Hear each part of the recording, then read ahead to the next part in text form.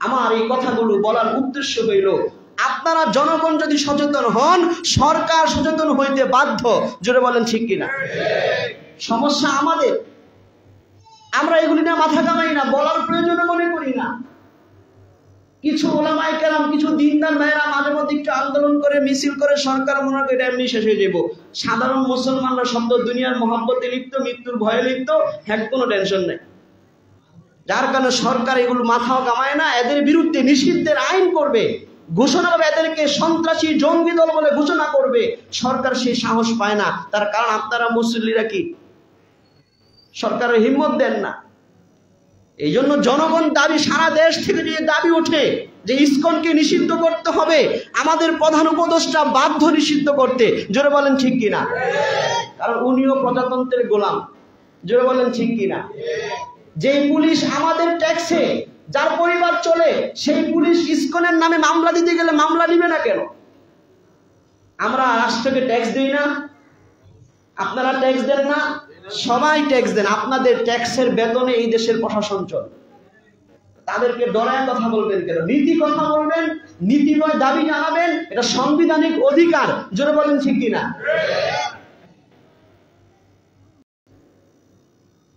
তো মোট কথা, আন্তর্জাতিক একটা ষড়যন্ত্র হিসেবে তাদেরকে মাঠে নামানো হয়েছে এবং ভারতে মুসলমানদের উপরে সন্ত্রাসীভাবে অত্যাচারকারী, কার্যক্রমকারী যে সংগঠন আরএসএস, তাদের মূল চালিকা শক্তি হচ্ছে ইসকন।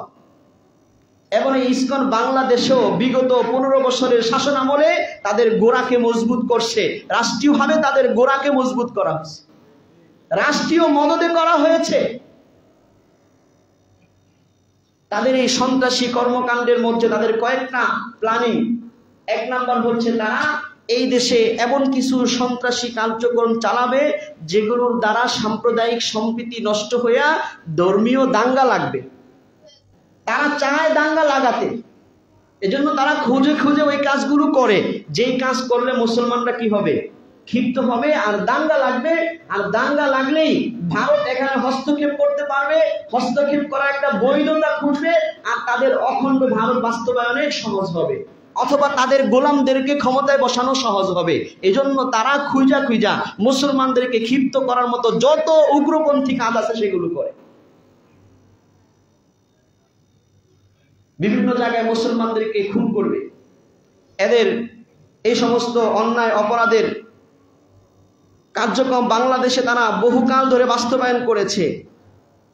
যেমন 2014 সালে তারা স্বামীবাগে তারাবির নামাজে বাধা দেয় ইসকন। স্বামীবাগের ইসকন আইসা তারাবির নামাজে বাধা দেয়। সে সময় হিন্দু মুসলিম সংঘর্ষে বেশ কয়েকজন আহত হয়। পুরো দেশে হিন্দু মুসলিম সাম্প্রদায়িক পরিস্থিতি বিরাজ করে। তাদের আরো সন্ত্রাসী কার্যক্রম একটা ঘটনা হচ্ছে 2016 সালে সিলেটে ইসকন মন্দির থেকে পার্শ্ববর্তী মসজিদের মুসল্লিদের উপর গুলি বর্ষণের ভিডিও ছড়িয়ে পড়ে। এ সময় ইসকনিদের হামলায় ডজন খানেক মুসল্লি গুরুতর আহত হয়। 3 নাম্বার, ইসকনের বিরুদ্ধে স্ট্যাটাস দেওয়ায় 2016 সালে খুন হয় সিলেটের এক মসজিদের ইমাম। ফেসবুকে ইসকনের বিরুদ্ধে স্ট্যাটাস দেওয়া 2016 সালে সিলেটের এক ইমামকে তারা খুন করেছে। আর ইদানিংকালে গণ অভ্যুত্থান পরবর্তী বাংলাদেশে তারা দেশকে অস্থিতিশীল করার জন্য তাদের নেতা, ইসকনের নেতা চিন্ময় যখন গ্রেফতার হয় রাষ্ট্রদ্রোহী মামলায়, তারা যেহেতু অখণ্ড ভারত বানানোর জন্য মিশন, এই জন্য বাংলাদেশের পতাকাকে তারা সম্মান করে না। বাংলাদেশের পতাকার উপরে তারা গেরুয়া পতাকা লাগাইছে। জোরে বলেন ঠিক কিনা? সেই মামলায় যখন তাকে গ্রেফতার করা হয়, তাকে যখন চট্টগ্রামে আদালতে ওঠানো হয়, ওই সময় তারা দেশীয় অস্ত্রশস্ত্র নিয়ে ওই তাকে ছুটায় নেওয়ার জন্য ইসকন হামলা করছে। ওই সময় যখন কিছু মুসলিম আইনজীবী তাদেরকে বাধা দেয়, তখন আলিফ নামে একজন আইনজীবীকে তারা প্রকাশ্যে গলা কেটে খুন করেছে। কিন্তু রাষ্ট্র তাদের ব্যাপারে এখনো নীরব, বিচারিক কোনো কার্যক্রমে আমরা দেখছি না। অথচ এই ঘটনা সারা দেশকে নাড়া দিয়েছিল। জোরে বলেন ঠিক কিনা? তারপর থেকে যত মন্দিরে আগুন অথবা বিভিন্ন সাম্প্রদায়িক দাঙ্গা লাগানোর যত কিছু ঘটেছে, এই সব ইসকন করেছে দেশকে অস্থিতিশীল করার জন্য। আমার এই কথাগুলো বলার উদ্দেশ্য হইল, আপনারা জনগণ যদি সচেতন হন, সরকার সচেতন হইতে বাধ্য। জোরে বলেন ঠিক কিনা? সমস্যা আমাদের, আমরা এগুলি না মাথা কামাই না, বলার প্রয়োজন মনে করি না। কিছু ওলামায়ে কেরাম, কিছু দিনদার ভাইয়েরা মাঝে মধ্যে একটু আন্দোলন করে, মিছিল করে, সরকার মনে করে এটা এমনি শেষ হয়ে যাবো। সাধারণ মুসলমানরা শব্দ দুনিয়ার মহব্বতে লিপ্ত, মৃত্যুর ভয়ে লিপ্ত, হ্যাঁ কোনো টেনশন নেই।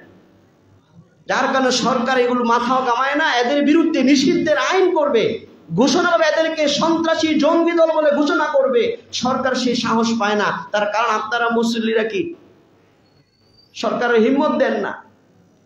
এই জন্য জনগণ দাবি, সারা দেশ থেকে যে দাবি ওঠে যে ইসকনকে নিষিদ্ধ করতে হবে, আমাদের প্রধান উপদেষ্টা বাধ্য নিষিদ্ধ করতে। জোরে বলেন ঠিক কিনা?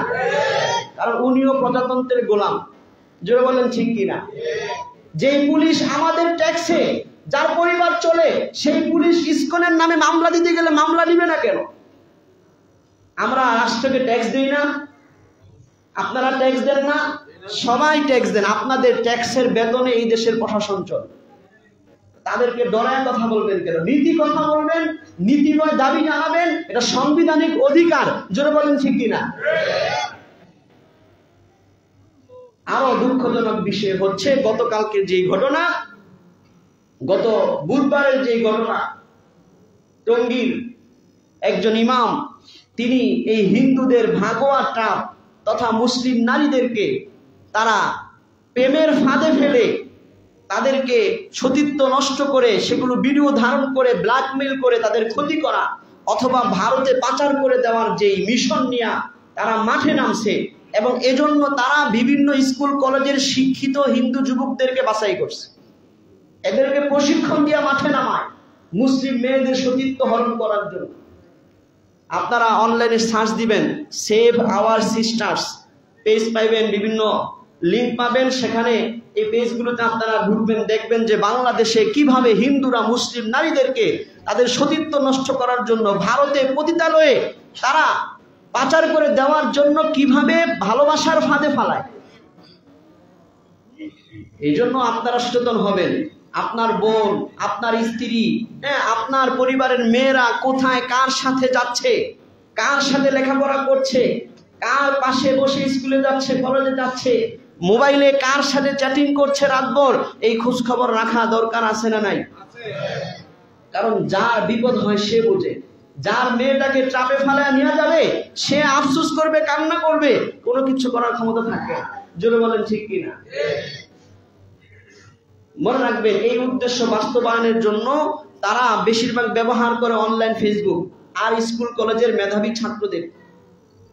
আপনারা ফেসবুকে দেখবেন বেশিরভাগ তারা ইসলামকে খাটো করার জন্য আলেমা, হাফেজা, মাযহাবি, আরো কি কি এই সমস্ত নামে আইডি খুইনা পর্দাওয়ালা বরকওয়ালা মেয়েদের ছবি দিয়ে অশ্লীলতা ছড়ায় আর বোঝায় যে মুসলিম মেয়েরা তো অশ্লীল, তারাই হিন্দু।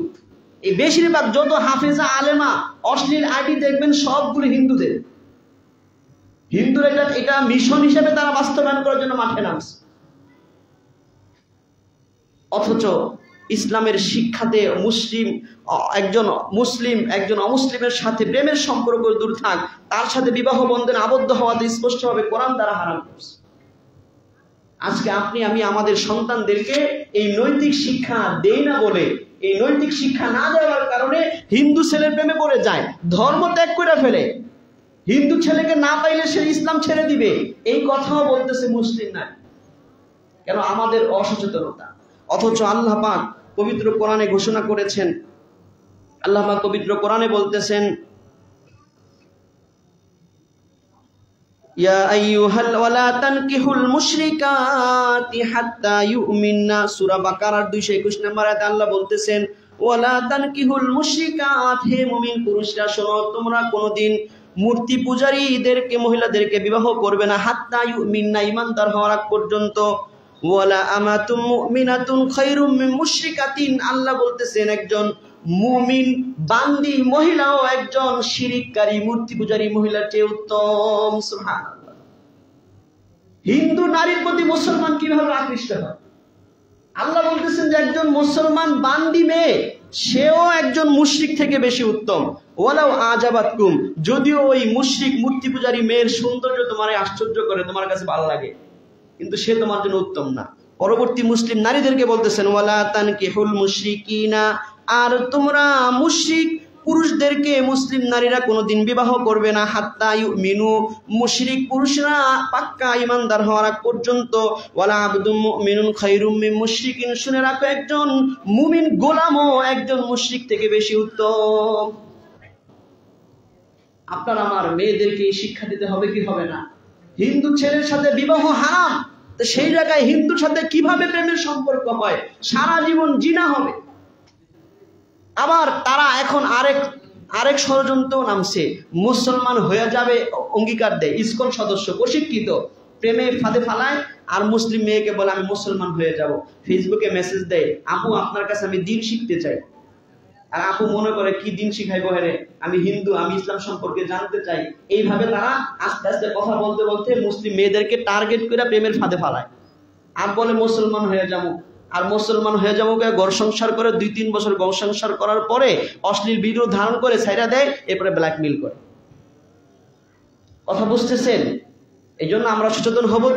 তো তাদের এই ষড়যন্ত্রের বিরুদ্ধে একজন ইমাম যখন মসজিদের খুতবা দিয়েছে, টঙ্গী TNT কলোনি মসজিদের সেই ইমামকে তারা সচরাচর হুমকি দিয়ে, চিঠির মাধ্যমে হুমকি দিয়েছে যে আপনার কল্লা কেটে দেওয়া হবে, আপনাকে গুম করে নিয়ে যাওয়া হবে। সর্বশেষ গত বুধবার সকালে, ওনার প্রত্যেক দিনের রুটিন ছিল সকালে হাঁটতে যাওয়া, যখন হাঁটতে গেছে রাস্তায় নিরিবিলি হঠাৎ ইসকন সদস্যরা একটা অ্যাম্বুলেন্স নিয়ে আইসা 5 জন ওনাকে ধইরা অ্যাম্বুলেন্সে ওঠায় গুম করে নিয়ে গেছে, ভারতে পাচার করে দিত। সারা দেশে যখন আলোড়ন সৃষ্টি হয়েছে, আর পাচার করতে পারে নাই, পঞ্চগড়ে বেহুশ অবস্থায় ওনাকে একটা গাছের সাথে পায়ে শিকল পর অবস্থায় ফেলাইতে গেছে। তাহলে আমরা যদি মুসলমানরা এই 90% 92% মুসলমানের দেশে আজকে হিন্দু ইসকনের দ্বারা আমরা মুসলমানরা নির্যাতিত, জোরে বলেন ঠিক কিনা? এর একমাত্র কারণ হচ্ছে রাষ্ট্রের উদাসীনতা, জোরে বলেন ঠিক কিনা? এই জন্য আমরা আজকে এই জুমার মিম্বর থেকে সকলের মত নিয়ে দাবি উঠাইতে চাই, অনতিবিলম্বে এই সন্ত্রাসী ইসকনকে নিষিদ্ধ করতে হবে। যা কারা কারা রাজি আছেন হাত তুলে। এই রাজি খেলে না, হাত তুলে শেষ করেন না। আপনারা যারা ফেসবুক চালান, ইউটিউব চালান, যারা ফেসবুক আর ইউটিউবার আছেন, এগুলো প্রচার করবেন। ওলামায়ে কেরাম যখনই ডাক দিবে এদের নিষিদ্ধের জন্য দাবি উঠাবেন। রাজি আছেন ইনশাআল্লাহ? আল্লাহ তাআলা আমাদেরকে তৌফিক দান করেন। সময় থাকলে আর অনেক কথা বলতাম। আল্লাহ তাআলা আমাদেরকে বুঝার, মানার, আমল করার তৌফিক দান করেন। ওয়া আখিরি দাওয়ানা আলহামদুলিল্লাহি রাব্বিল আলামিন। আমরা গত জুমায় আলোচনা শুনেছি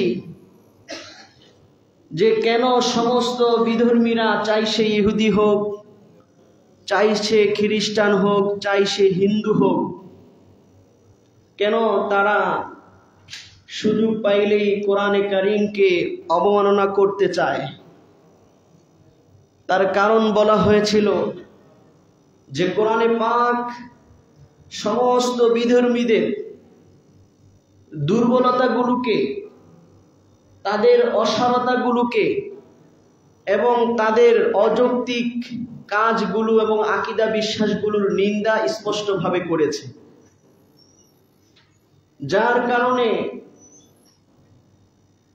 সব ধর্মের উগ্রবাদীরা কোরআনকে নিজেদের মিশনের, নিজেদের আকীদা বিশ্বাস পৃথিবীতে বাস্তবায়নের বাধা হিসেবে মনে করে।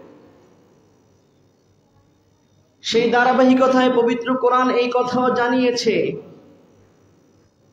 যে যারা মুশরিক, যারা মূর্তি পূজারী, তারা ঈমানদারদের সাথে সবচেয়ে বেশি শত্রুতা পোষণকারী।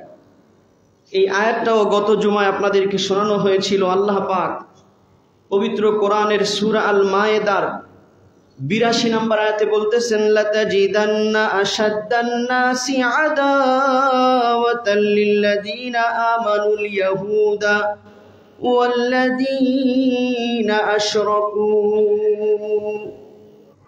আল্লাহ পাক পবিত্র কোরআনের সূরা আল মায়েদার 82 নম্বর আয়াতে আল্লাহর রাসূলকে লক্ষ্য করে আল্লাহ পাক আয়াত নাজিল করে বলতেছেন যে হে নবী, আপনি নিশ্চয়ই অবশ্যই পাবেন আশাদ্দান নাসি আদাওয়াতান, মানুষের মাঝে সবচেয়ে বেশি শত্রুতা পোষণকারী মুমিনদের সাথে। কাদেরকে? আল ইয়াহুদা ওয়াল্লাযীনা আশরাকু, ইহুদি এবং মূর্তি পূজারীদেরকে। নাউজুবিল্লাহ। আল্লাহ পাক বলতেছেন যে পৃথিবীতে বহু ধর্মের মানুষ থাকবে, বাকি ইমানদারদের চাইতে সবচেয়ে বেশি শত্রুতা পোষণকারী হবে ইহুদি এবং মুশরিক মূর্তি পূজারী হিন্দুরা। এটা কার কথা বলেন? আমার কথা না আল্লাহর কালামের কথা? পবিত্র কোরআনের সূরা আল মায়েদার ৮২ নম্বর আয়াত। সবচেয়ে বেশি ইমানদারদের সাথে শত্রুতা পোষণকারী নবী আপনি পাবেন ইহুদিদেরকে আর মুশরিক তথা মূর্তি পূজারী হিন্দুদেরকে। এবং ইতিহাস সেটা বলে, আল্লাহ পাক যেহেতু বলেছেন, আল্লাহ পাক কোরআনের অন্য আয়াতে বলেছেন ওমান আসদাকু মিনাল্লাহি কিলা, আল্লাহর চাইতে সত্যবাদী আর কে হইতে পারে? সুবহানাল্লাহ। আল্লাহ যেহেতু বলেছেন, এই জন্য ইসলামের ইতিহাস সাক্ষী, ইসলামের ইতিহাসে ইসলামের সাথে, মুসলমানের সাথে, ইমানদারের সাথে ইসলামের সম্মানিত নিদর্শন আল্লাহ, রসুল, কোরআন, হাদিস, কিতাব, মসজিদ, কাবা, এগুলোর সাথে সবচেয়ে বেশি বেয়াদবিপূর্ণ, অসম্মানপূর্ণ এবং মান মর্যাদা নষ্ট করাপূর্ণ আচরণ বেশিরভাগ করেছে ইহুদিরা আর হিন্দুরা, মুশরিকরা। আপনারা জানেন মক্কাতে আল্লাহ রসুল যেই শহরে জন্মগ্রহণ করেছেন, যেই পরিবারে জন্মগ্রহণ করেছেন, যেই বংশে জন্মগ্রহণ করেছেন, এরা সবাই কি ছিল? মূর্তি পূজারী ছিল। স্বয়ং কাবা ঘরের ভিতরে তারা কয়টা ঢুকাইছে মূর্তি বলেন? ৩৬০টা, সবাই জানে। এদের ব্যাপারে বলছে এরা হচ্ছে সবচেয়ে বেশি ইমানদারদের দুশমন। তাদের এই দুশমনী এরকম ছিল যে আল্লাহ রসুল সাল্লাল্লাহু আলাইহি সাল্লাম যখন ইমানের দাওয়াত দিলেন, একত্ববাদের, এক আল্লাহর ইবাদত করার দাওয়াত দিলেন, সমস্ত বহুত্ববাদরা যারা গাছের পূজা করে, সাপের পূজা করে, নিজের হাতে বানানো মূর্তির পূজা করে, আপনি একটা ভালো কাজ করবেন, আপনারও পূজা শুরু করে দিব, বলবো তুমি ভগবান হয়ে আমার কাছে আসছো। যারা বলেন ঠিক কিনা? এরা বহুত্ববাদে বিশ্বাসী। যখন আল্লাহ রসুল একত্ববাদের কথা বললেন, তারা আল্লাহ রসুল যাকে তারাই বিশ্বস্ত, আল আমিন, সত্যবাদী ইত্যাদি নামে ভূষিত করেছিল, তারাই তার উপর নির্যাতন শুরু করল। এবং যারা তার এই দাওয়াত কবুল করে সত্য ধর্ম ইসলামকে গ্রহণ করে নিল, তাদের উপরও নির্যাতন শুরু করল। এক পর্যায়ে কিছু দুর্বল নতুন মুসলমানরা সহ্য করতে না পাইরা, ওই সময় আল্লাহ রসুল হিজরত করেন নাই, কিন্তু কিছু দুর্বল মুসলমানরা যারা তাদের অত্যাচার সহ্য করতে পারতেছিল না, আল্লাহ রসুলের অনুমতি নিয়ে তারা আবসিনিয়ায় হিজরত করে।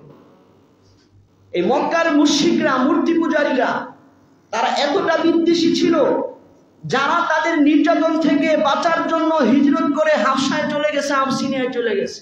আবসিনিয়ার বাদশার কাছে তারা চিঠি পাঠাইছে যে এদেরকে আমাদের কাছে ফেরত দেন। অর্থাৎ নির্যাতন থেকে বাঁচার জন্য চলে যাওয়ার পরেও এরা নির্যাতন করার ধান্দায় ছিল। এরপরে যখন নাজাশি বাদশা ওই হিজরতকারী মুসলমানদের বক্তব্য শুনছে, শুনা সে ইসলামের মধ্যে আকৃষ্ট হয়ে গেছে। সে বুঝছে যে মক্কার মুশরিকরা মিথ্যা উপঢৌকন পাঠিয়েছে, মিথ্যা তথ্য আমার কাছে দিয়েছে। তখন সে দিতে অস্বীকৃতি জানাইছে যে না, আমার দেশে যারা আশ্রয় গ্রহণ করেছে তাদেরকে আমি তোমাদের হাতে তুলে দিব না। তাদের কথাবার্তা বলে মনে হয়েছে তারা সেই সত্য নবীর অনুসারী, যেই সত্য নবীর কথা আমাদের আসমানি কিতাবে, খ্রিস্ট ধর্মের কিতাবেও আছে। নাজাশি বাদশা তখন মক্কার মুশরিকদের কথা শুনা তাদেরকে ফেরত দেয় নাই। আমার বোঝানো উদ্দেশ্য এই যে মুশরিকদের শত্রুতা, ইমানদারদের প্রতি বিদ্বেষ, নির্যাতন করার মন মানসিকতা এত বেশি ছিল যে হিজরত করে চলে যাওয়ার পরও আইনা আবার নির্যাতন করতে চাইছে। এই হচ্ছে কি আল্লাহ রসুলের জমানার মুশরিক। আল্লাহ রসুল বলে গেছেন এরা তো বেশি থাকবে, কিন্তু সমস্ত কাফের এক। আল কুফরু মিল্লাতুন ওয়াহিদা, সমস্ত কাফের এক। দেখবেন অন্য কোন বিধর্মী, অন্য কোন ধর্মের ভাইবেল পুরাইছে কোন হিন্দু, এরকম কোন আমরা নজির পাই নাই। কিন্তু পাগল সাইজা আর রাষ্ট্রীয়ভাবে পাগল বানায়া পাগলরা খালি কোরআনই চিনে, নাউজুবিল্লাহ। তারা কোরআনই অবমাননা করতে চায়। জোরে বলেন ঠিক কিনা? আল্লাহ রসুল বলেছেন যে কিয়ামতের আগে এমন একটা সময় আসবে, ওই সময় সারা পৃথিবীর সমস্ত বিধর্মীরা মুসলমানদেরকে ধ্বংস করার জন্য মুসলমানদেরকে হত্যা করার জন্য, খুন করার জন্য তারা সবাই মিলা জাতিসংঘের একটা ডাক দিবে। সব কুফরি জাতি এক হয়ে কি করবে? ডাক দিবে। কাদের বিরুদ্ধে? মুসলমানদের বিরুদ্ধে। হাদিসটি আবু দাউদ শরীফ সহ একাধিক হাদিসের কিতাবে এসেছে। আল্লাহ রাসূল বলতেছেন, হযরতে সাওবান মাওলা রাসূলুল্লাহি সাল্লাল্লাহু আলাইহি ওয়াসাল্লাম থেকে বর্ণিত, সাওবান রাদিয়াল্লাহু তাআলা আনহু বলেন, আল্লাহ রাসূল বলেছেন, ইউশিকুল উমামু আন তাদা আলাইকুম কামা তাদা আল আকালাতু ইলা কসআতিহা। আল্লাহ রাসূল বলতেছেন, অচিরে এমন একটা সময় আসবে সারা পৃথিবীর সমস্ত অমুসলিমরা তোমাদেরকে ধ্বংস করার জন্য, ইসলামকে, ইসলামী শাসন ক্ষমতাকে, ইসলামের খেলাফতকে ধ্বংস করার জন্য, মুসলমানদের প্রভাব প্রতিপত্তিকে ধ্বংস করার জন্য এমন ভাবে ডাকবে, কামা তাদা আল আকালাতু ইলা কসআতিহা, যেরকম বড় প্লেটের খাবার খাওয়ার জন্য যেরকম সবাইকে ডাইকা ডাইকা বসানো হয়। বড় প্লেটে খাবার রাখছে, বলে আসেন আসেন, এই আপনারা আসেন, সবাই আসেন, বলে না? আল্লাহ রাসূল দৃষ্টান্ত দিয়েছেন যে বড় প্লেটের খাবার খাওয়ার জন্য, খাবার যারা খাবে তাদেরকে যেরকম ডাইকা ডাইকা বসানো হয়, তোমাদের মুসলমানদেরকে ধ্বংস করার জন্য এইভাবে ডাইকা ডাইকা সঙ্গ করা হবে। কে বলেছেন? আল্লাহ রাসূল বলতেছেন। একজন সাহাবী জিজ্ঞেস করলো, ক্বালা কাইলুন ইয়া রাসূলুল্লাহ মিন কিল্লাতিন নাহনু ইয়াওমাইদিন। ওগো আল্লাহর রাসূল, ওই যে ইহুদি খ্রিস্টানরা যত অত্যাচার, অবিচার, অনাচার করার জন্য, হামলা করার জন্য, ষড়যন্ত্র করার জন্য মুসলমানদের বিরুদ্ধে যে সবাইকে ডাকবে, এটা কি মুসলমানের সংখ্যা কম হওয়ার কারণে হবে না? যে মুসলমান কম হবে আর বিধর্মী বেশি হবে এই জন্য নাকি?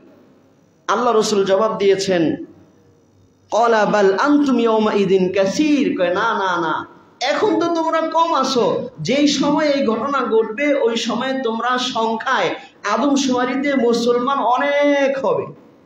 কে বলতেছেন? মুসলমান অনেক হওয়া সত্ত্বেও ওই সময় তোমাদেরকে ধ্বংস করার জন্য কাফেররা উঠে পড়া লাগবে। আশ্চর্য বিষয় না? আল্লাহ রাসূলের সময় মানুষ কম ছিল, মাত্র ৩১৩ জন অস্ত্রশস্ত্র মানুষ, ১০০০ একেবারে অস্ত্র সজ্জিত, ঘোড়ায় সাওয়ার, উটে সাওয়ার, বাহিনীর বিরুদ্ধে যুদ্ধে চাপায় করে বিজয় করছে। জোরে বলেন ঠিক কিনা? বদরের যুদ্ধে। কিন্তু পৃথিবীতে মুসলমানের সংখ্যা এত বেশি হওয়া সত্ত্বেও কাফেররা মুসলমানদেরকে ধ্বংস করার জন্য ডাকাডাকি করবে, এত বড় সাহস কিভাবে পাবে? আশ্চর্যের বিষয় কিনা? তখন সাহাবী জিজ্ঞেস করলো যখন আল্লাহ রাসূল বললেন, ওয়ালাকিন্নাকুম গুসাউন কা গুসাইস সাইল, তোমরা সংখ্যায় বেশি থাকবে কিন্তু ঈমানের পাওয়ারের দিক থেকে তোমরা স্রোতে ভাসমান ফেনার মতো হবে, ময়লা আবর্জনার মতো হবে। স্রোতে ভাসমান, স্রোতের সামনে ময়লা আবর্জনা আর ফেনার যেরকম কোনো মূল্য থাকে না, তাকে যেভাবে ইচ্ছা ভাবে সে বাসায় নেওয়া যায়, ওই সময় তোমরা মুসলমানের সংখ্যা বেশি হওয়া সত্ত্বেও এই ময়লা আবর্জনার মতো হালকা এবং দুর্বল হবে। আল্লাহ রাসূল কারণ বলতেছেন, লায়ানজি আন্নাল্লাহু মিন সুদুরি আদুবিকুমুল মাহাবাতাল মিনকুম, ওই সময়ে আল্লাহ পাক তোমাদের যারা শত্রু থাকবে তাদের অন্তর থেকে তোমাদের প্রতি যে একটা ভয়, এই ভয়টা দূর করে দিবেন। আল্লাহ রাসূল এবং সাহাবীরা এমন প্রকৃত ঈমানদার মুসলমান ছিল যে আল্লাহ রাসূলের সামনে ভয়েও কোনো কাফের দাঁড়াইতে পারত না। সুবহানাল্লাহ। এটাকে বলে মাহাবা, ভয়। আল্লাহর পক্ষ থেকে একটা ভয় অমুসলিমদের মধ্যে কাজ করতো, এটা আল্লাহর পক্ষ থেকে দেওয়া ছিল। এক যুদ্ধের ঘটনা, আল্লাহ রাসূল এক জায়গায় বিশ্রাম নিচ্ছিলেন, সাহাবীরা বিভিন্ন জায়গায় বিশ্রাম নিচ্ছিল। আল্লাহ রাসূল এক জায়গায় আলাদা তরবারি রাইখা, হঠাৎ করে একজন কাফের আইসা ওই তরবারি নিয়ে আল্লাহ রাসূলের ঘুমন্ত অবস্থায় তরবারি সামনে ধরে বলে, মাইয়া আসমুকা মিন্নি, কে তোমারে আমার থেকে বাঁচাবে বলো। তার আওয়াজ শুনে আল্লাহ রাসূল চোখ খুলছেন, আশেপাশে কোনো সাহাবী নাই, তরবারি একেবারে কি চোখের সামনে ধরা, উঠতে গেলেই কোপ। আল্লাহ রাসূল নির্ভয়ে বলেছেন, আল্লাহ, যে তোমার হাত থেকে আমাকে আল্লাহ বাঁচাবে। আল্লাহ রাসূলের এই আল্লাহ শব্দ বলার সাথে সাথে ওই কাফের থরথর করে কাঁপতে কাঁপতে তার হাত থেকে তরবারি পড়ে গেছে। এটাকে বলে মাহাবা, আল্লাহর পক্ষ থেকে একটা রোগ, ভয় তাদের উপরে থাকতো। হযরত ওমরের নাম শুনলে তৎকালীন পরাশক্তিগুলো থরথর করে কাঁপত। যে এখন মুসলমানদের খলিফাকে ওমর ইবনে খাত্তাব, তাদের সেই ইমানি পাওয়ার ছিল। আল্লাহ রাসূল বলতেছেন যে ওই সময় যখন সমস্ত কাফেররা তোমাদের মুসলমানদেরকে ধ্বংস করার জন্য, মুসলমানদের ক্ষতি করার জন্য ডাকাডাকি করবে, ওই সময় এই যে অধিক সংখ্যক মুসলমানদের অন্তর থেকে আল্লাহ তাআলা এই তোমাদের থেকে কাফেরদের দিলের ভয় আল্লাহ তাআলা কি করে নেবেন, উঠায় নেবেন। ওয়ালা ইয়াকযিফান্নাল্লাহু ফী কুলুবিকুমুল ওয়াহনা, পাশাপাশি আল্লাহ পাক তোমাদের ঈমানি দুর্বলতার কারণে তোমাদের দিলের মধ্যে দুর্বলতা ঢাইলা দিবেন। মুসলমান তখন সাহস করবে না, মুসলমান কি করবে না, সাহস করবে না, ভয় পাবে যে না জানি কি হয়। তার কারণ কি, ঈমানের দুর্বলতা। সাহাবীরা বুদ্ধিমান ছিলেন। সাহাবী প্রশ্ন করছে, ইয়া রাসূলুল্লাহ এরকম কেন হবে? আমরাও তো ঈমান গ্রহণ করলাম, আমাদের ভয়ে তারা কাঁপে, আমরা কম সংখ্যক তাদের বেশি সংখ্যকের উপর বিজয় লাভ করি, কিন্তু এত বিশাল সংখ্যক মুসলমান হবে, তাদের ঈমানের অবস্থা এরকম দুর্বল হবে কেন? এই প্রশ্ন কে করেছে? সাহাবীরা প্রশ্ন করেছে। আল্লাহ রাসূল বললেন, ক্বালা হুব্বুদ দুনিয়া ওয়া কারাহিয়াতুল মাউত। আল্লাহ রাসূল সাহাবীকে জবাব দিয়েছেন, ওই সময় যেই দুর্বলতা তৈরি হবে মুসলমানদের অন্তরে, এর কারণ হচ্ছে দুইটা। এক নাম্বার হচ্ছে হুব্বুদ দুনিয়া, দুনিয়ার মহাব্বত, দুনিয়ার ভালোবাসা। দুই নাম্বার হইল কারাহিয়াতুল মাউত, আর মৃত্যুকে অপছন্দ করা। নাউজুবিল্লাহ। এই হাদিস থেকে জানলাম যে মুসলমানের সংখ্যা বেশি হওয়া সত্ত্বেও মুসলমানদের উপরে অত্যাচার করার, অবিচার করার সুযোগ এবং সাহস বিধর্মীরা পাবে কয় কারণে? দুই কারণে। মুসলমান সংখ্যার আধিক্যের মানুষগুলোর দিলের ভিতরে দুনিয়ার মহাব্বত বেশি থাকার কারণে, আর মৃত্যুর ভয় থাকার কারণে। আজকে যাচাই করে দেখেন, সংখ্যায় মুসলমান হাজারো লক্ষ লক্ষ, কিন্তু সব দুনিয়া লোভী মুসলমান। জোরে বলেন ঠিক কিনা? সামান্য এমপি পদের কারণে ঈমান বিক্রি করে দেয় মিয়া। দুনিয়া কি দুনিয়া না? ক্ষমতার কারণে ঈমান হারা হয়ে যায়, কাফেরদের সাথে চুক্তি করে দেশ বিক্রি করে দেয়। জোরে বলেন ঠিক কিনা? এগুলো দুনিয়ার লোভ কি লোভ না? দুনিয়ার লোভ কি লোভ না বলেন? এই যে সমস্ত সেনাপ্রধানগুলো রাষ্ট্রবিরোধী কার্যক্রম চালানোর কারণে আজকে আন্তর্জাতিক ট্রাইব্যুনালে বন্দী, এরা বিক্রি হয়েছে কিসের কারণে বলেন? কিসের কারণে? দুনিয়া। মুসলমানের সৈন্যরা ইসলামের, মুসলমানদের রাষ্ট্রের সেনাবাহিনী রক্ষা করবে, ইসলামের রাষ্ট্রকে, রাষ্ট্রের জনগণকে নিরাপত্তা দেওয়ার জন্য সেনাবাহিনী এবং সীমানা রক্ষী বাহিনীর গুরুত্বপূর্ণ, ইসলামে খুব গুরুত্বপূর্ণ। আল্লাহ পাক কোরআনে শব্দ বলেছেন, ওয়ারিবাতিল খাইল, সীমানা পাহারা দানকারী ঘোড়সাওয়ার বাহিনী তোমরা প্রস্তুত করো। কেন? কারণ বিধর্মীরা হামলা করতে আসবে। সেই সীমান্ত রক্ষী বাহিনী আর দেশ রক্ষী সেনাবাহিনী যদি শত্রুর কাছে বিক্রি হয়ে যায়, কিসের কারণে বলে? কিসের কারণে? হুব্বুদ দুনিয়া। আল্লাহ রাসূল যেটা বলছেন, দুনিয়ার মহাব্বত, দুনিয়ার ভালোবাসার কারণে বিক্রি হয়ে যায়, প্রশাসন বিক্রি হয়ে যায়। ইতিমধ্যে ঘটে যাওয়া হিন্দুদের সাথে, ইসকন হিন্দু সংগঠনের সাথে ঘটে যাওয়া কিছু বিষয়টা প্রমাণিত যে বাংলাদেশ পুলিশের একজন মুসলমান মাদ্রাসার ছাত্রীকে 3 দিন বন্দি রাইখা গাজীপুরে এক হিন্দু ধর্ষণ করে, আর পুলিশের ভেরিফাই করা পেজ থেকে বিবৃতি দেয় যেটা প্রেমের সম্পর্ক ছিল। বলে না, অথচ পরিবার বলতেছে যে না, চিন্তাই করে নিয়ে গেছে, কোনো প্রেমের সম্পর্ক ছিল না।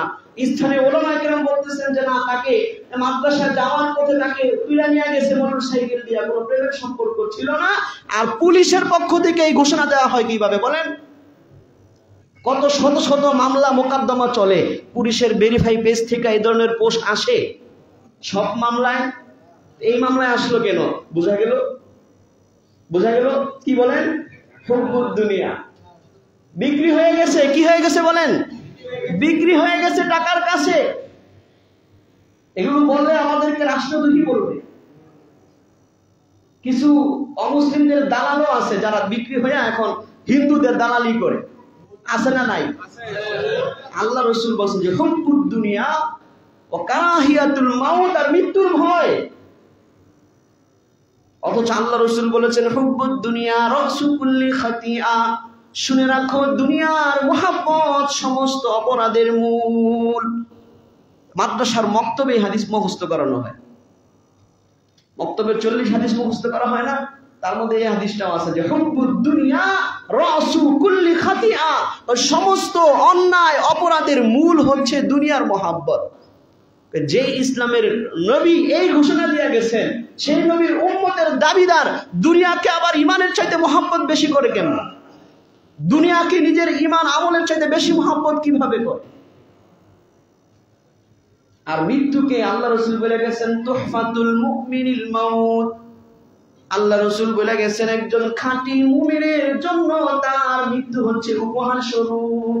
એટલે খাঁটি মুমিন দুনিয়াকেও মহব্বত করতে পারে না, খাঁটি মুমিন মৃত্যুকেও কোনোদিন ভয় পায় না। মনে রাখবেন, আপনার মৃত্যু যখন যেখানে যেভাবে লেখা আছে সেভাবেই হবে। কাজে ইমান এবং ইসলামের স্বার্থ সামনে আসলে মৃত্যুকে ভয় পায়েন না, জেলকে ভয় পায়েন না, ক্ষমতা হারানোকে ভয় পায়েন না, ক্ষমতাকে লাথি মারেন। জোরে বলেন ঠিক কিনা? তাইলে আপনি ইমানদার।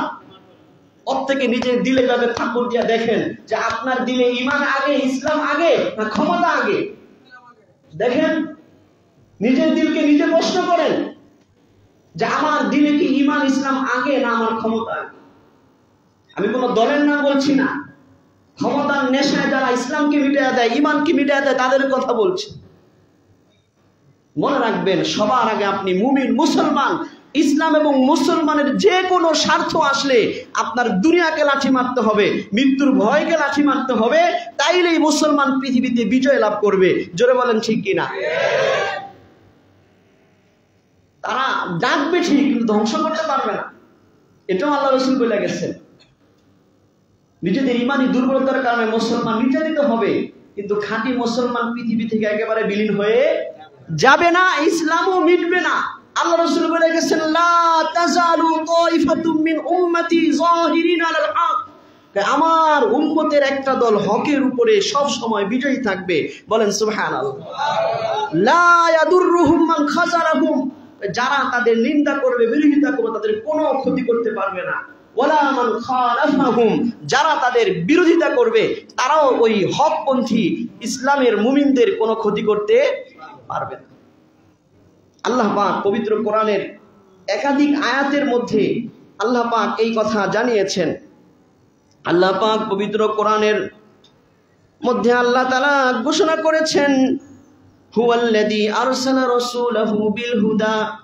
যে আয়াতটা গত জুমায় শুনেছিলাম, আল্লাহ তাআলা বলেছেন ইউরিদুনা লিইউতফিউ নূরাল্লাহ, সমস্ত মুশরিকরা চায় আল্লাহর নূরকে, ইসলামকে মিটায় দিতে, কোরআনকে মিটায় দিতে, হাদিসকে মিটায় দিতে, কিন্তু আল্লাহ পাক অবশ্যই ইসলামের নূরকে পূর্ণ করবেন। ওই আয়াতের পরবর্তীতে আল্লাহ তাআলা বলতেছেন হুয়াল্লাযী আরসালা রাসূলাহু বিল হুদা, তিনি সেই আল্লাহ যে আল্লাহ পাক তার রাসূলকে হেদায়েতের বার্তা কোরআন দিয়া পাঠাইছেন, ওয়া দীনিল হাক্কি, এবং সঠিক এবং সত্য ধর্ম দিয়া পাঠাইছেন, লিইউযহিরাহু আলাদ-দীনি কুল্লিহি, ওই সঠিক সত্য ইসলামকে সমস্ত ধর্মের উপরে বিজয় দেওয়ার জন্য। সুবহানাল্লাহ। আল্লাহ কেন ইসলাম পাঠাইছেন? পৃথিবীর সব ধর্মের উপরে বিজয় দেওয়ার জন্য পাঠাইছেন। মুসলমান ইমানি দুর্বলতার কারণে, দুনিয়ার মহাব্বতের কারণে, মৃত্যুর ভয়ের কারণে সাময়িক নির্যাতিত হবে, কিন্তু মিটাইতে পারবে না। কারণ আল্লাহ পাক পাঠাইছেন কিসের জন্য? লিইউযহিরাহু, এই দ্বীনকে বিজয়ী করার জন্য, আলাদ-দীনি কুল্লিহি, সমস্ত ধর্মের উপরে বিজয় দেওয়ার জন্য। সাথে বলছেন ওয়ালাউ কারিহাল মুশরিকুন, যদিও মূর্তি পূজারীরা অপছন্দ করে। এনে আল্লাহ তাআলা নাসারা বলেন নাই, খ্রিস্টান বলেন নাই, এখানেও আল্লাহ পাক উল্লেখ করেছেন ওয়ালাউ কারিহাল মুশরিকুন, সূরা তাওবার 33 নম্বর আয়াতে এবং সূরা সফের 9 নম্বর আয়াতে বলছে ওয়ালাউ কারিহাল মুশরিকুন, যে মুশরিকরা, মূর্তি পূজারীরা চায় না যে ইসলাম পৃথিবীতে বিজয় লাভ করুক। তাহলে কি বুঝলেন? যে আজকে সারা পৃথিবীতে মুসলমানরা অপদস্থ হচ্ছে, নির্যাতিত হচ্ছে, তার কারণ হচ্ছে মুসলমানদের, মুসলিম নেতাদের দুনিয়ার মহাব্বত আর মৃত্যুর ভয়। বাকি আরেক আয়াত থেকে বুঝলেন যে মিটাইতে পারবে না। যদি আমরা সবাই প্রতিজ্ঞা করে নিতে পারি যে আমার দুনিয়ার মহাব্বত আগে না, আমার ঈমান, ইসলাম, আখিরাতের মহাব্বত আগে, আর যদি মৃত্যুর ভয়কে লাথি মারতে পারেন, এখনো সম্ভব পৃথিবীতে ইসলামকে আবার বিজয় করার। জোরে বলেন ঠিক কিনা? কারণ আপনি কি দুর্বল মুমিন হইবেন না সবল মুমিন হইবেন, এই দুই জিনিসকে লাথি মাইরা, মৃত্যুর ভয়কেও লাথি মারতে হবে, দুনিয়ার মহব্বতকে কি করতে হবে, লাঠি মারতে হবে। তাইলে আপনি ইমানের সবলে সবলীন হবেন, বলিয়ান হবেন। জোরে বলেন ঠিক কিনা? আর এমন ইমানদার যদি তৈরি হয়ে যায়, ইহুদি, খ্রিস্টান, বৌদ্ধ, হিন্দু কোনো ষড়যন্ত্র কইরা কোনোদিন মুসলমানদের ক্ষতি করতে পারবে। আমরা ওই রকম খাঁটি মুমিন হইতে চাইতো। কারা কারা চাই একটু হাত তুলে দেখা। আমাদের আলোচনার বিষয়বস্তু ছিল যে আল্লাহ পাক কোরআনে বলেছেন সবচেয়ে বেশি ইমানদারদের শত্রু হিসেবে পাইবা ইহুদি এবং হিন্দুদেরকে, মূর্তি পূজারীদেরকে, মুশরিকদের। এর বাস্তবায়ন বর্তমানে আমাদের দেশে আমরা দেখতেছি। জোরে বলেন ঠিক কিনা? আমাদের দেশে সাম্প্রদায়িক সম্প্রীতির এই বাংলাদেশে আমরা যতই তাদের সাথে সম্প্রীতি দেখাই, যতই তাদের সাথে ভালো আচরণ দেখাই, যতই তাদের সাথে সহমর্মিতা দেখাই, আমাদের ধর্মীয় নেতারা ইমান বিধ্বংসী কাজ পর্যন্ত করেছে তাদের মন্দিরে গিয়ে, তাদের পূজায় গিয়ে। জোরে বলেন ঠিক কিনা? কি বোঝানোর জন্য? যে সাম্প্রদায়িক সম্প্রীতির বাংলাদেশ, এই দেশে হিন্দুরা নানা সুবিধায়, কোনো অসুবিধা নাই। জোরে বলেন ঠিক কিনা? আমরাও চাই যে তারা সুবিধায় থাকুক, কিন্তু বিনিময়ে তারা আপনাকে কি দিচ্ছে এটাও জানা দরকার আছে না নাই? আপনি দিচ্ছেন সম্প্রীতি, ভালোবাসা, আর বিনিময়ে তারা এই দেশের সীমান্ত নিয়ে ষড়যন্ত্র করতেছে, বিনিময়ে তারা অখণ্ড ভারত বানানোর পরিকল্পনা করতেছে। বলেন নাউজুবিল্লাহ। বিনিময়ে তারা আপনার কোরআনকে, আপনার হাদিসকে, আপনার আল্লাহকে, আপনার খোদাকে নিয়ে ব্যঙ্গ করতেছে। বিনিময়ে তারা এই দেশের নারীদেরকে নিয়ে, মুসলিম নারীদেরকে নিয়ে তাদের ভাগোয়া লাভ চাপে ফালায়া তারা মুসলিম নারীদের সতীত্ব, ঈমান, আকীদা, নীতি নষ্ট করার ষড়যন্ত্রে লিপ্ত হয়েছে। জোরে বলেন ঠিক কিনা? যার জলজন্ত প্রমাণ হচ্ছে এই মাত্র কয়েকদিন আগে গাজীপুরের এক মাদ্রাসা ছাত্রী আয়েশা নামে মাদ্রাসায় যাওয়ার পথে প্রতিবেশী হিন্দু আর কয়েকজনের সহযোগিতায় মোটরসাইকেল তাকে উঠায় নিয়া তাদের দর্শনের যে আস্তানা আছে সেই আস্তানার ভিতরে নিয়া তাকে লাগাতার 3 দিন এই হিন্দু ইসকনের সদস্য পশুরা ধর্ষণ করেছে। বলেন নাউজুবিল্লাহ। ওই মেয়ের বিবরণ অনুযায়ী দর্শন করার সময় জোরে সাউন্ডে গান বাজায় রাখতো, তাতে করে কেউ না বুঝে এখানে এই রুমে বা এই বিল্ডিং এ নির্যাতন হচ্ছে। সেই জায়গায় যখন মামলা দিতে গেছে ইসকনের নাম দেওয়া সহ, পুলিশে কয় ইসকনের নাম দেন যাবো না। সমস্যা কি? ইসকনের নাম দিলে সাম্প্রদায়িক সম্প্রীতি নষ্ট হবে। গাজীপুরের পুলিশ কি বলে? ইসকনের নাম নিলে সাম্প্রদায়িক সম্প্রীতি নষ্ট হবে। অথচ এই ইসকন এমন একটা সদস্য যারা পৃথিবীর বহু দেশে নিষিদ্ধ। উগ্রবাদী হিন্দুত্ব একটা সংগঠন হচ্ছে ইসকন। অনেক শান্ত হিন্দুরা পর্যন্ত এই সংগঠনের বিরুদ্ধে আওয়াজ তুলেছে যে তারা প্রকৃত হিন্দু ধর্মের, তারা কোনো পুরোহিত না, এরা উগ্র হিন্দুত্ববাদী একটা সংগঠন, যারা তাদের উগ্রতা বাস্তবায়নের জন্য এই দেশের বহু মন্দির জোর করে দখল করছে। অন্যান্য হিন্দুরা পর্যন্ত অভিযোগ করছে, আপনারা অনলাইনে সার্চ দিলে এগুলো পাবেন। এই ইসকন একটা অমুসলিম হিন্দুদের একটি উগ্র সংগঠন। এই সংগঠনটি 13ই জুলাই 1966 সালে নিউ ইয়র্কে প্রতিষ্ঠিত হয়। কোথায়? ভারতে না, কিন্তু নিউ ইয়র্কে, আমেরিকায় প্রতিষ্ঠিত হয় এই সংগঠনটি। অভয় চরণার বৃন্দ ভক্তি বেদান্ত স্বামী প্রভুপাদ নামে একজন হিন্দু পুরোহিত এই ইসকন নামের সংগঠনটি প্রতিষ্ঠা করে, এবং তার ব্যাপারে এটাও জানা যায় সে বহু বছর খ্রিস্টানদের গির্জায় খ্রিস্টান ধর্ম শিখছে। তো মোট কথা আন্তর্জাতিক একটা ষড়যন্ত্র হিসেবে তাদেরকে মাঠে নামানো হয়েছে, এবং ভারতে মুসলমানদের উপরে সন্ত্রাসীভাবে অত্যাচারকারী কার্যক্রমকারী যে সংগঠন আরএসএস, তাদের মূল চালিকা শক্তি হচ্ছে ইসকন। এবং এই ইসকন বাংলাদেশেও বিগত 15 বছরের শাসন আমলে তাদের গোড়াকে মজবুত করছে। রাষ্ট্রীয়ভাবে তাদের গোড়াকে মজবুত করা হয়েছে, রাষ্ট্রীয় মদদে করা হয়েছে। তাদের এই সন্ত্রাসী কর্মকাণ্ডের মধ্যে তাদের কয়েকটা প্ল্যানিং। 1 নাম্বার হচ্ছে তারা এই দেশে এমন কিছু সন্ত্রাসী কার্যক্রম চালাবে যেগুলোর দ্বারা সাম্প্রদায়িক সম্প্রীতি নষ্ট হইয়া ধর্মীয় দাঙ্গা লাগবে। তারা চায় দাঙ্গা লাগাতে, এজন্য তারা খুঁজে খুঁজে ওই কাজগুলো করে, যেই কাজ করলে মুসলমানরা কি হবে, ক্ষিপ্ত হবে আর দাঙ্গা লাগবে। আর দাঙ্গা লাগলেই ভারত এখানে হস্তক্ষেপ করতে পারবে, হস্তক্ষেপ করা একটা বৈধতা খুঁজবে, আর তাদের অখণ্ড ভারত বাস্তবায়নে সহজ হবে, অথবা তাদের গোলামদেরকে ক্ষমতায় বসানো সহজ হবে। এজন্য তারা খুঁজা খুঁজা মুসলমানদেরকে ক্ষিপ্ত করার মতো যত উগ্রপন্থী কাজ আছে সেগুলো করে। বিভিন্ন জায়গায় মুসলমানদেরকে খুন করবে। এদের এই সমস্ত অন্যায় অপরাধের কার্যক্রম বাংলাদেশে তারা বহুকাল ধরে বাস্তবায়ন করেছে। যেমন 2014 সালে তারা স্বামীবাগে তারাবির নামাজে বাধা দেয় ইসকন। স্বামীবাগের ইসকন আইসা তারাবির নামাজে বাধা দেয়। সে সময় হিন্দু মুসলিম সংঘর্ষে বেশ কয়েকজন আহত হয়। পুরো দেশে হিন্দু মুসলিম সাম্প্রদায়িক পরিস্থিতি বিরাজ করে। তাদের আরো সন্ত্রাসী কার্যক্রম একটা ঘটনা হচ্ছে 2016 সালে সিলেটে ইসকন মন্দির থেকে পার্শ্ববর্তী মসজিদের মুসল্লিদের উপর গুলি বর্ষণের ভিডিও ছড়িয়ে পড়ে। এ সময় ইসকনিদের হামলায় ডজন খানেক মুসল্লি গুরুতর আহত হয়। 3 নাম্বার, ইসকনের বিরুদ্ধে স্ট্যাটাস দেওয়ায় 2016 সালে খুন হয় সিলেটের এক মসজিদের ইমাম। ফেসবুকে ইসকনের বিরুদ্ধে স্ট্যাটাস দেওয়া 2016 সালে সিলেটের এক ইমামকে তারা খুন করেছে। আর ইদানিংকালে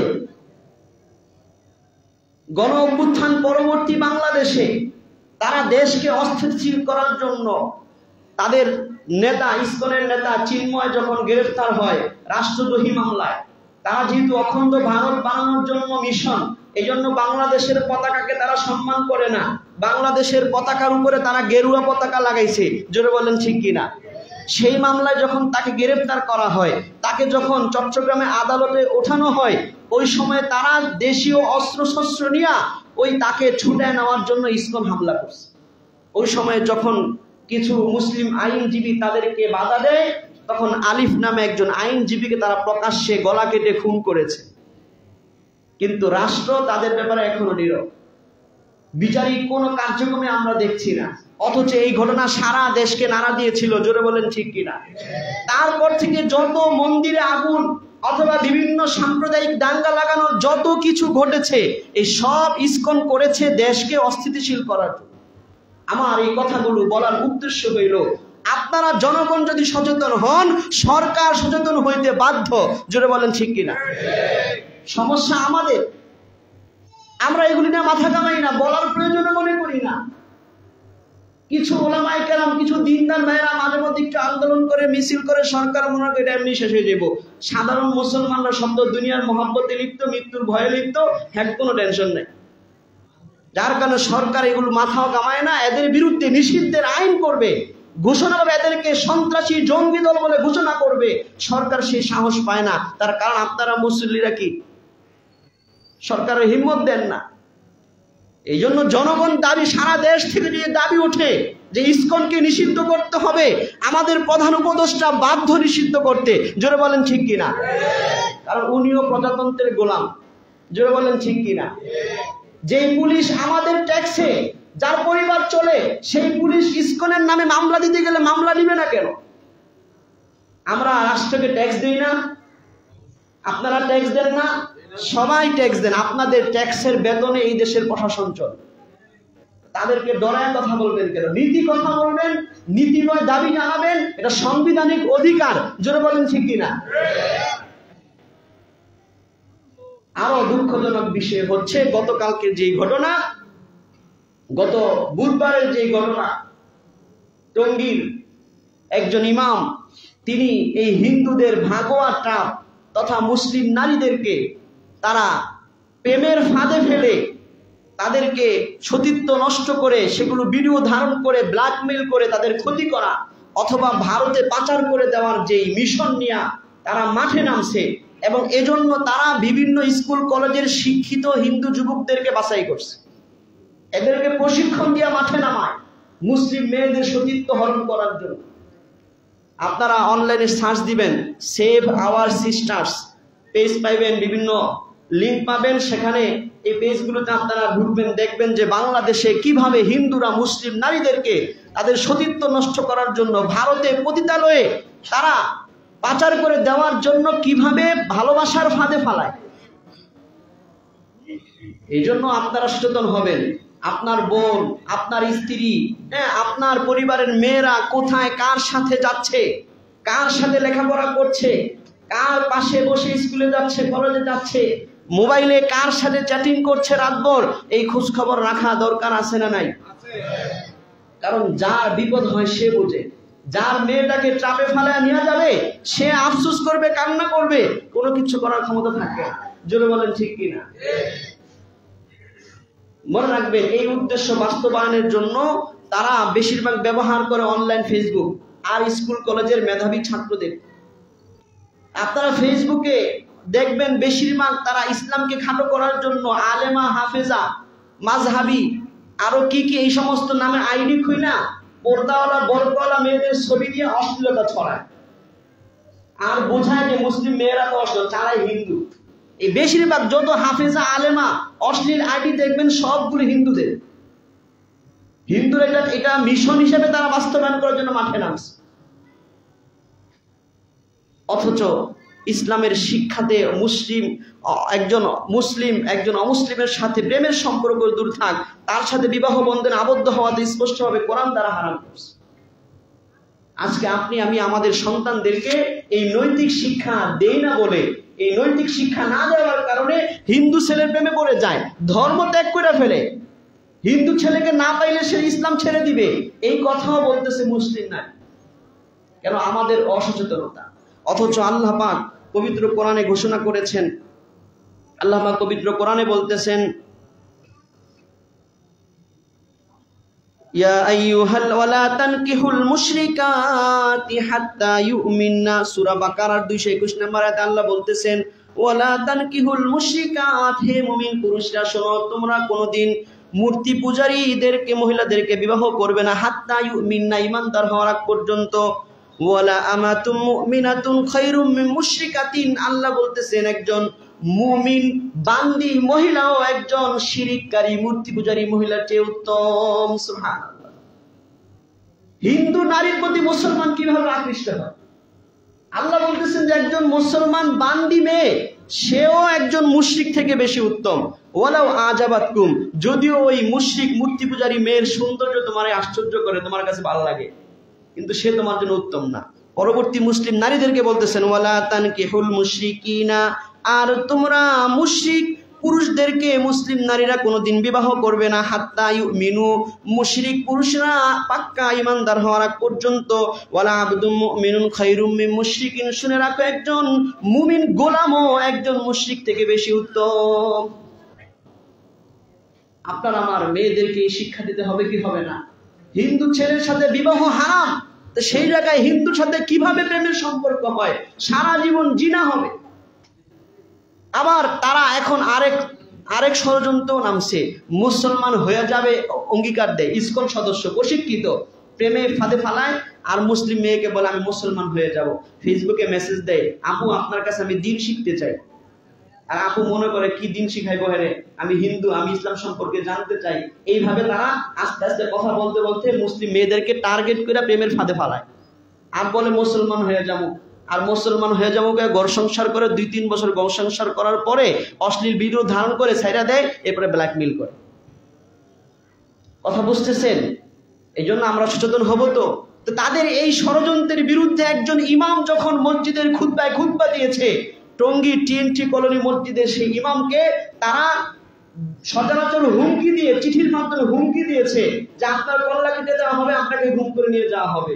সর্বশেষ গত বুধবার সকালে, ওনার প্রত্যেক দিনের রুটিন ছিল সকালে হাঁটতে যাওয়া, যখন হাঁটতে গেছে রাস্তায় নিরিবিলি হঠাৎ ইসকন সদস্যরা একটা অ্যাম্বুলেন্স নিয়ে আইসা 5 জন ওনাকে ধইরা অ্যাম্বুলেন্সে ওঠায় গুম করে নিয়ে গেছে, ভারতে পাচার করে দিত। সারা দেশে যখন আলোড়ন সৃষ্টি হয়েছে, আর পাচার করতে পারে নাই, পঞ্চগড়ে বেহুশ অবস্থায় ওনাকে একটা গাছের সাথে পায়ে শিকল পর অবস্থায় ফেলাইতে গেছে। তাহলে আমরা যদি মুসলমানরা এই 90% 92% মুসলমানের দেশে আজকে হিন্দু ইসকনের দ্বারা আমরা মুসলমানরা নির্যাতিত, জোরে বলেন ঠিক কিনা? এর একমাত্র কারণ হচ্ছে রাষ্ট্রের উদাসীনতা, জোরে বলেন ঠিক কিনা? এই জন্য আমরা আজকের এই জুমার মিম্বর থেকে সকলের মত নিয়ে দাবি উঠাইতে চাই, অনতিবিলম্বে এই সন্ত্রাসী ইসকনকে নিষিদ্ধ করতে হবে। যা কারা কারা রাজি আছেন হাত তুলে। এই রাজি খেলে না, হাত তুলে শেষ করেন না। আপনারা যারা ফেসবুক চালান, ইউটিউব চালান, যারা ফেসবুক আর ইউটিউবার আছেন, এগুলো প্রচার করবেন। ওলামায়ে কেরাম যখনই ডাক দিবে এদের নিষিদ্ধের জন্য দাবি উঠাবেন। রাজি আছেন ইনশাআল্লাহ? আল্লাহ তাআলা আমাদেরকে তৌফিক দান করেন। সময় থাকলে আর অনেক কথা বলতাম। আল্লাহ তাআলা আমাদেরকে বুঝার, মানার, আমল করার তৌফিক দান করেন। ওয়া আখিরি দাওয়ানা আলহামদুলিল্লাহি রাব্বিল আলামিন।